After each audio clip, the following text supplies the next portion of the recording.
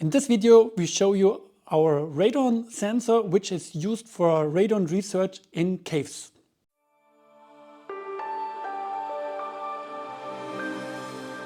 Hi, this is Martin from RadonTec, and in this video we show you an interview with Atanas Terziyski from the University in Bulgaria of Plovdiv, and they used our AlphaSensor for a radon research project in Bulgarian caves. They wanted to find out if there is a connection between seismological activities and radon.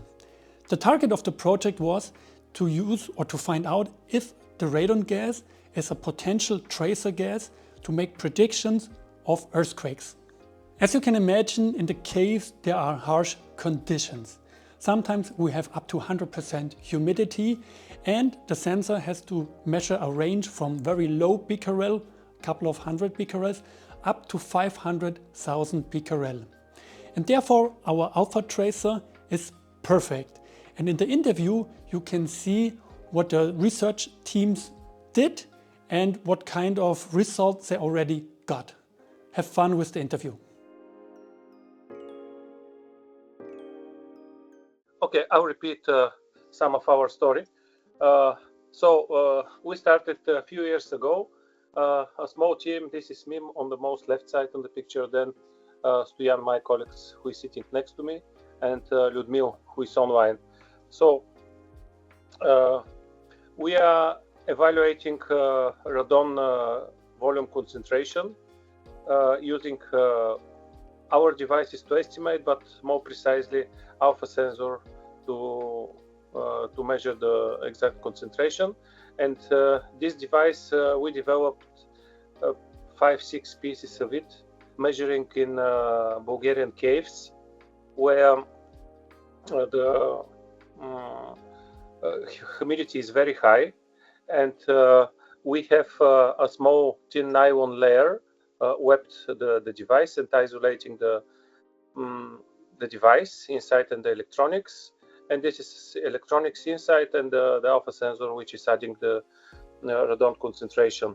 And on the right side we see how these devices are attached in the caves.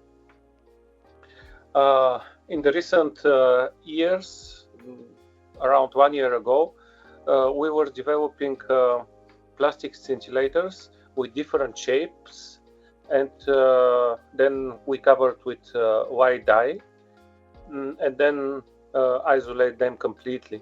So we wanted to study which shape is has the highest sensitivity for radon concentration, and here is the temporal setup where we studied.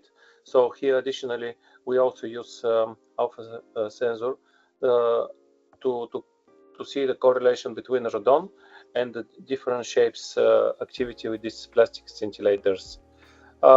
I'm just briefly introducing those projects. I'm not going in details with the data, but if you are interested, all data is public, so I can give you links with some explanations later. So the current research that we are doing, we have some old scintillators from DDR and the USSR, and we are trying to evaluate radon activity once they are covered with LED around, and also tracing the radon concentration with some Geiger-Müller counters and these scintillators, and here's the AlphaSensor. And the last project, this was I said until now, is related to seismic activity. So we are trying to see how the nature changes before or after earthquakes, and radon is one of the very precise precursors for seismic activity. And also trying to add some additional values like electroconductivity, some mineral compound. We also try to measure in mineral water. And this is another branch of our radon research. This is health monitoring. In some project between Bulgaria and Romania. We are measuring the volatile organic compounds, NOx, PM, also radon, and this is one of main devices. We place 15 of those in Romania. We need to make additional meetings, and then we go and spread them in Romania and start measuring probably in 1 or 2 months. So all of that's briefly all of our projects. All of the data is free. It's accessible online, and it is also without any restrictions of use. So it's completely public. Our projects are pure academic. We don't have commercial ideas with those.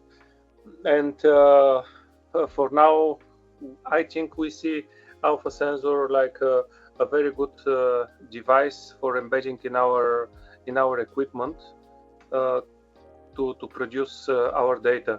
We also have AlphaGuard, which we use for some more precise cases if we need to calibrate something. But for now, maybe the best and the most convenient devices is. So for our purposes, the AlphaSensor is optimal because it is small, it's robust, and has enough dynamical range in measuring radon concentrations.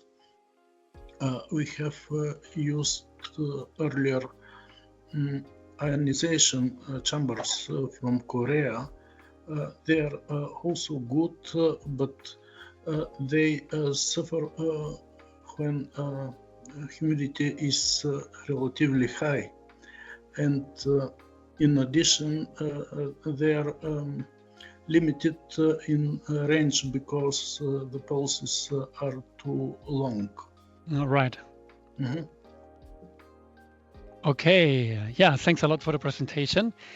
What I did not see yet is you said you also have the AlphaGuard, and did you make measurements in parallel? So with the AlphaGuard, that you can compare the AlphaSensor results and to recalibrate.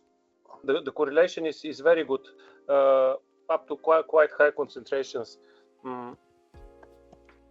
Yeah, I think this is one of the benefits of the AlphaSensor.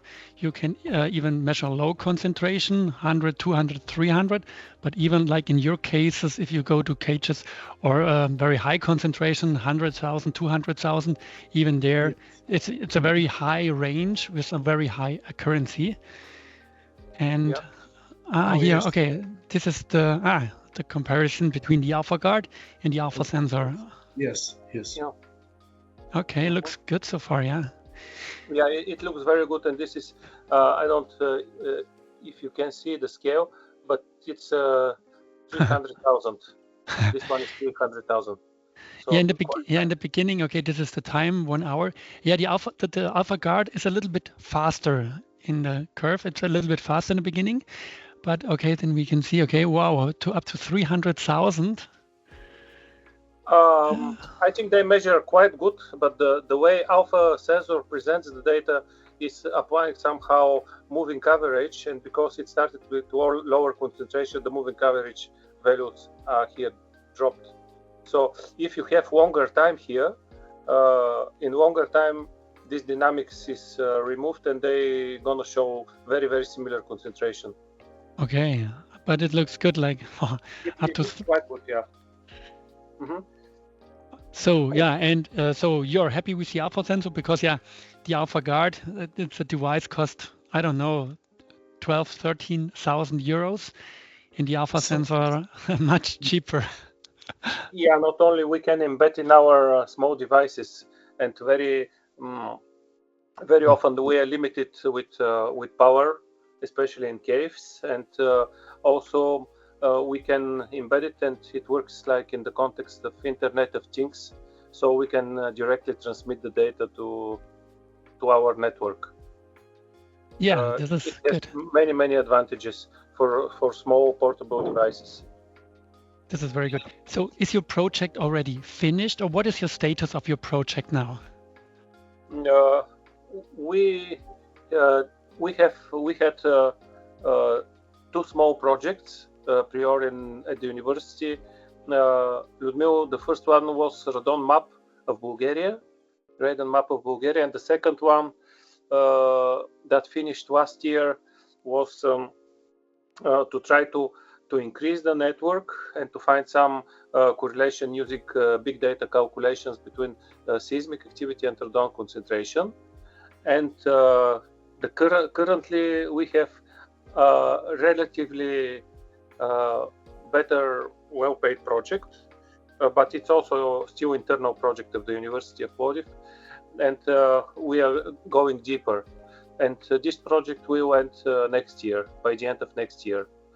But meanwhile, we are doing this scintillator research because we got in contact with a professor from the US, and they used scintillators, and he is very happy of our network, and he also wants to add AlphaSensor or device that measures radon activity next to the scintillators.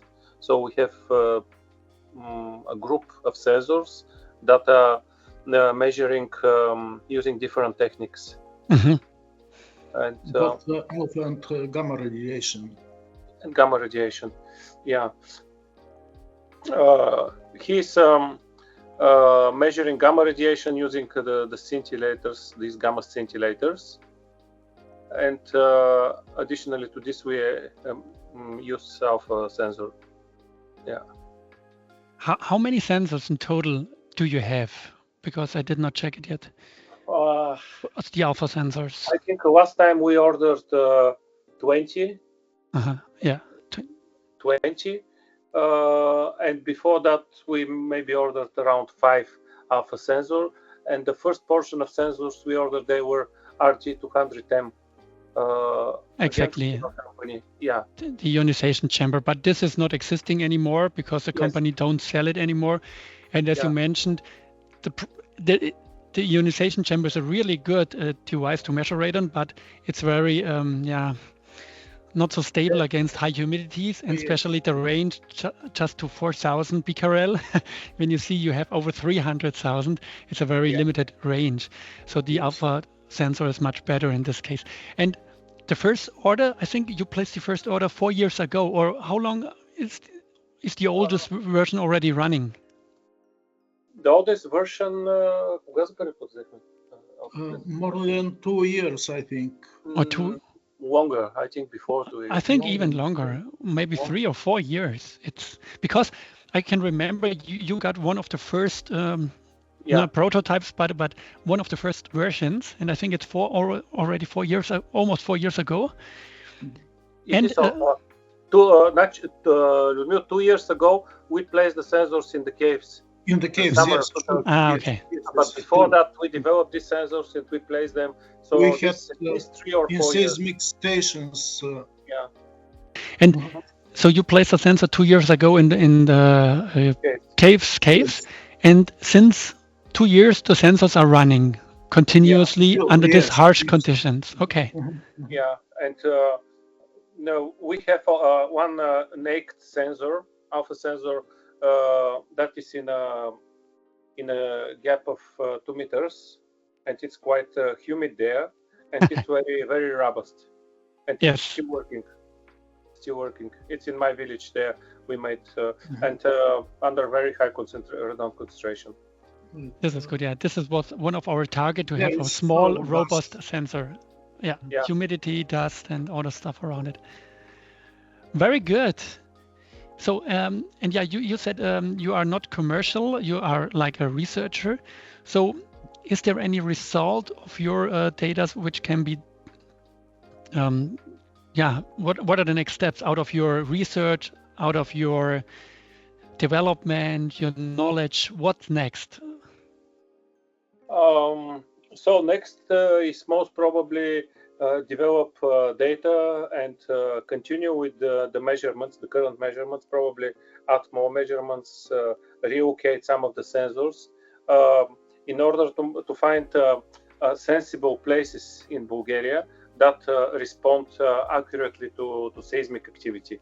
We are not pretty sure whether those places where we measure now are the best. We need to think on this, and of course to develop the data and to get deeper with understanding these processes, and also add some additional values, not only radon but probably CO2, and for measuring in water is one of our next targets.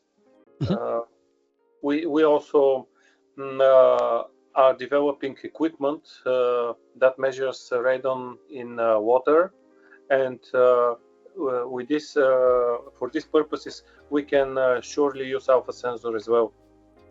Right. It goes bubbles, and then we dry the air, and then it passes through a volume of radon, and the AlphaSensor stays, and this is cycling. We are trying to do this with PhD of ours, but he's not that active for now, and we don't have so many results. And we three are focused in a little bit different area.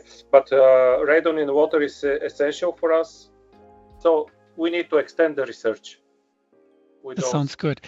Maybe for your information, we're also participating in another project. It's called Artemis. This is an international project where we're also delivering our AlphaSensor for measuring radon.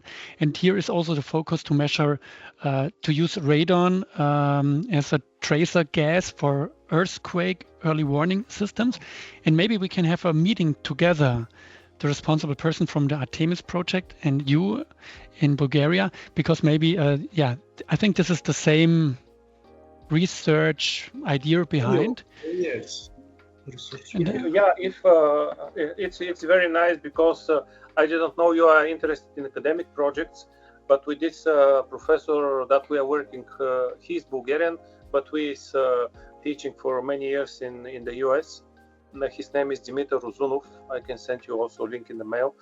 And we have idea to place a similar sensor setup, equipment setup of bunch of sensors in Balkans, Romania, Greece, Turkey, Bulgaria, and to observe radon activity with similar sensors, so the same sensors in this area. And we are trying to write this, to apply for this project this autumn. And we are gathering now different interested sites. So this might be of your interest as well. Absolutely. You are perfectly match this scope. Yes, and for sure, if we have time, which is limited, we're also trying to participate at that research project, because this is very perfect for us, because we are developing the radon sensors, and with such research project, what you are doing, this is very good to test the sensors, because under harsh conditions, and you also have calibrated reference devices like the AlphaGuard, so you can really compare if the sensor is doing what it should do. So we can use research project like yours to verify if the sensor is proper working or not. So this is a very good thing for us also. And when you send me the links, I can see the real-time data. So what is behind the link? So we are going to our network, and for example, if you want to see the measurements of the caves, we go. This is Biserna cave. This is in northeast Bulgaria. And this is the whole time record of this these measurements. So as you see, we started December 2022, and this the radon concentration. The data is taken every 10 minutes. It's downloadable in CSV file, and here the first graph represents AlphaSensor data, RadonTec, GmbH. And then additional data is atmospheric pressure, background radiation, temperature, relative humidity is not rising because the device is swept in this nylon tube box, and other data. And of course, we have also other caves. For example, in Uklovica, this is another cave in Bulgaria. The picture of radon is different, so we are trying to make conclusions and to develop this data. But that also works from beginning of November 2022 with this. Very interesting. So the one thing is to collect the data. Therefore, the AlphaSensor is perfect. So when you go up to the radon figures, so you can see, okay, we have a couple of times it's under 500, then there is an increase up to 1,500. So do you also go deeper to say, okay, what was the reason? Why is now the radon concentration 3 times higher? And why is it dropping down again and then going up again? So do you interpret? Yeah, for this annual pattern that we have here, it's clear. We also monitor the temperature and atmospheric parameters outside the cave. So these peaks that we reach nearly 2000 here and here is mostly in the winter, in the summer winter. So outside cold air, when outside is colder, like in here, it goes inside the cave and it pushes away the radon. And in the summer, outside is hotter, so hot air is whiter and it stays outside, and we accumulate radon inside. Now we have these explanations, and we have this annual data. So this one here is the data for today. So 30th of June is here, midnight last night, and the variations of radon here are going like so. So this is really online data for radon, which is rare and public. We insist our data to stay public and open, so that can be beneficial for everybody. I think the interview was really nice, and it was impressive what the team and Atanas already did and figured out. And if you want to see the real-time data from this project, please go to the website meters.ac. There you can see all the data in real time from the project. Thank you. If you liked our interview, please give us a thumb up and follow our channel for more interesting videos about radon. Thank you. Bye-bye.